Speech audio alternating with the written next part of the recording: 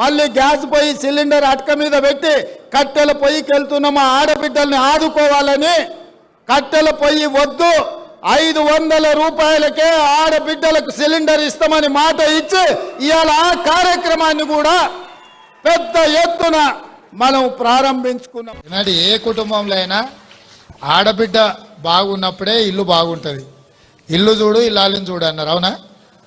మరి ఇల్లు మంచిగా ఉండాలంటే ఇల్లాలు మంచిగా ఉన్నప్పుడే మంచిగా ఉంటుంది. రేవంత్ రెడ్డితో ఫోన్ చేపిస్తే మేము చూడాలి అమ్మా, నీవేం చూస్తే ఏం కానీ చదువుకున్నాం దానవు.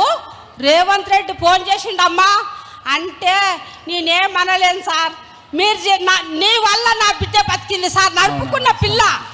ఓ కొడుకు ఇంజనీర్, ఓ కొడుకు డాక్టర్. సార్ మరి ఏమైనా చదివిద్దామని ఐఏఎస్ చెప్పి మంచిగా చదివించి చేపిస్తా సార్. మంచిదమ్మా. మగువాని సహనానికి సరిహద్దులు కలవా. 1000 కోట్ల రూపాయలు మీ చీరల కోసమే ఈరోజు మా ఆడబిడ్డలకు మీ సోదరుడుగా ఈరోజు మీకు చీరలు కానుకగా ఇవ్వాలని సంఘంలో చేరిన సభ్యులకు ప్రతి సంవత్సరం 2 చీరలు ఇవ్వాలని ఇవాళ ప్రభుత్వం తీసుకున్నాం.